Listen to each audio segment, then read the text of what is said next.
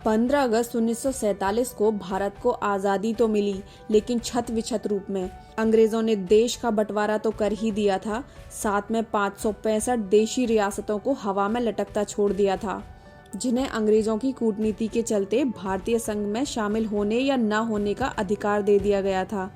हैदराबाद, जम्मू कश्मीर और जूनागढ़ रियासतों ने अंग्रेजों के इसी चाल का फायदा उठाते हुए भारत में विलय नहीं कर स्वतंत्र रहने की बात कही। ऐसी प्रतिकूल स्थिति में राष्ट्र की एकता और अखंडता को हर तरह से खतरा था। इस खतरे को देखते हुए ही आजाद भारत के पहले गृह मंत्री सरदार वल्लभ भाई पटेल ने तमाम मुश्किलों और चुनौतियों का सामना करते हुए न सिर्फ इन रियासतों का भारत संघ में विलय कर भारत को सुदृढ़ किया, बल्कि उसे स्थायित्व भी प्रदान किया।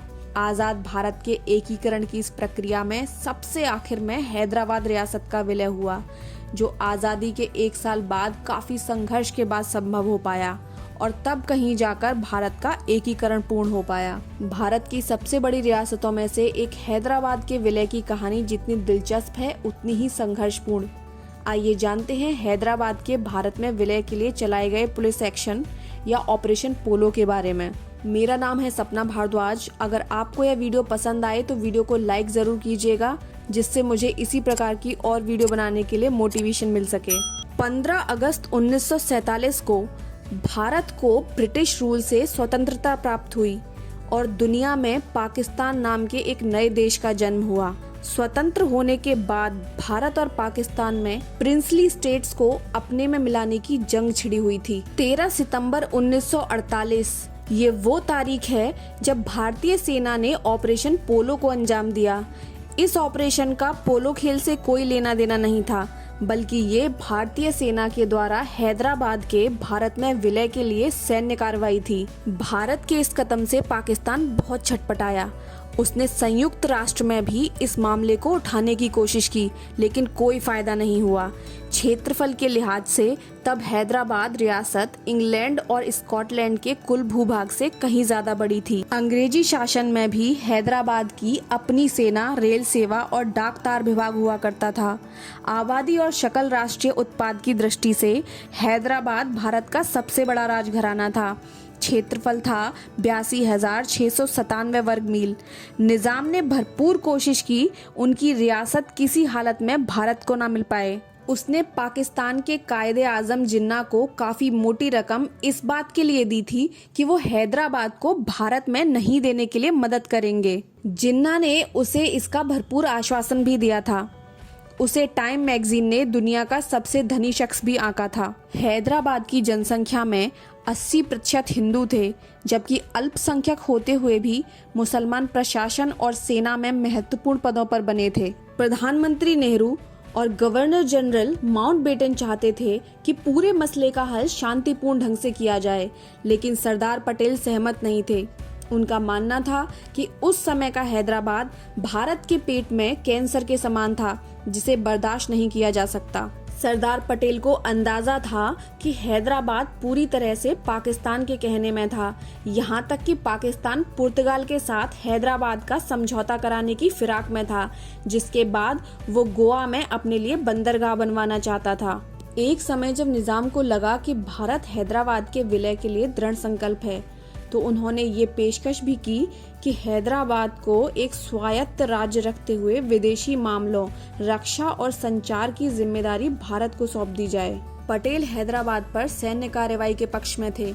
उसी दौरान पटेल ने जनरल KM करेप्पा को बुलाकर पूछा कि अगर हैदराबाद के मसले पर पाकिस्तान की तरफ से कोई सैनिक प्रतिक्रिया आती है तो क्या वह बिना किसी अतिरिक्त मदद के उन हालात से निपट पाएंगे। जनरल करियप्पा ने इसका एक शब्द का जवाब दिया, हाँ, और इसके बाद बैठक खत्म हो गई।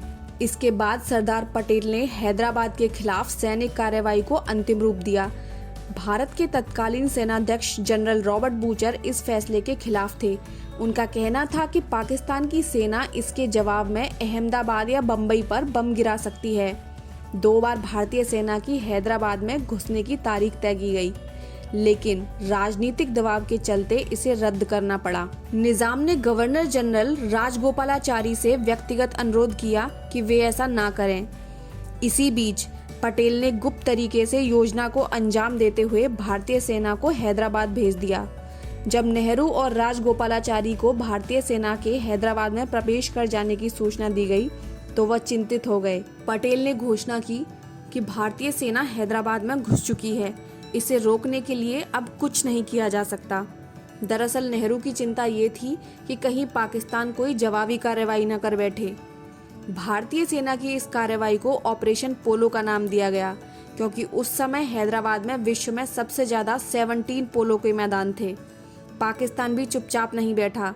जैसे ही भारतीय सेना हैदराबाद में घुसी, पाकिस्तान के तत्कालीन प्रधानमंत्री लियाकत अली खान ने डिफेंस काउंसिल की मीटिंग बुलाई। मीटिंग में उन्होंने पूछा कि क्या हैदराबाद में पाकिस्तान कोई एक्शन ले सकता है। बैठक में मौजूद ग्रुप कैप्टन अलवर्दी ने कहा नहीं। लियाकत ने जोर देकर पूछा, क्या हम दिल्ली पर बम नहीं गिरा सकते हैं। अलवर्दी का जवाब था कि हाँ, ये संभव तो है, लेकिन पाकिस्तान के पास कुल 4 बम वर्षक हैं, जिनमें से सिर्फ 2 काम कर रहे हैं। इनमें से एक शायद दिल्ली तक पहुंचकर बम गिरा भी दे, लेकिन इनमें कोई वापस नहीं आ पाएगा। भारतीय सेना की कार्रवाई हैदराबाद में 5 दिनों तक चली, जिसमें 1373 रजाकार मारे गए। हैदराबाद स्टेट के 807 जवान भी मारे गए। भारतीय सेना ने 66 जवान खोए, जबकि 96 जवान घायल हुए। भारतीय सेना की कार्रवाई शुरू होने से 2 दिन पहले ही 11 सितंबर 1948 को पाकिस्तान के संस्थापक मोहम्मद अली जिन्ना का निधन हो गया। पाकिस्तान ने इस मामले को संयुक्त राष्ट्र में उठाने की कोशिश की। वो इसमें कामयाब भी हुआ। उस समय 8 सदस्यों ने वोट दिया कि इस पर विचार किया जाए। सोवियत संघ, चीन और यूक्रेन ने तटस्थ रहकर एक तरह से भारत का साथ दिया। अगर ये मामला संयुक्त राष्ट्र संघ में उठता तो पाकिस्तान को अंतर्राष्ट्रीय तौर पर काफी फायदा मिल सकता था। संयुक्त राष्ट्र में मामले पर विचार के लिए 17 सितंबर 1948 की तारीख तय की गई। इससे एक दिन पहले ही हैदराबाद के निजाम उस्मान अली खान ने आत्मसमर्पण कर दिया। पाकिस्तान और उसके समर्थकों का चेहरा फीका पड़ गया। रही सही कसर भारतीय प्रतिनिधियों के बैठक में नहीं आने से पूरी हो गई, यानी पूरा मामला ही खत्म हो गया। 5 दिनों के संघर्ष के बाद भारतीय सेना ने शहर में परेड निकालकर ऐलान कर दिया कि अब ये रियासत निजाम के हाथों से निकल चुकी है। तो ये था ऑपरेशन पोलो। अगर आपको ये वीडियो अच्छी लगी हो तो वीडियो को लाइक करें, शेयर करें और चैनल को सब्सक्राइब जरूर करें।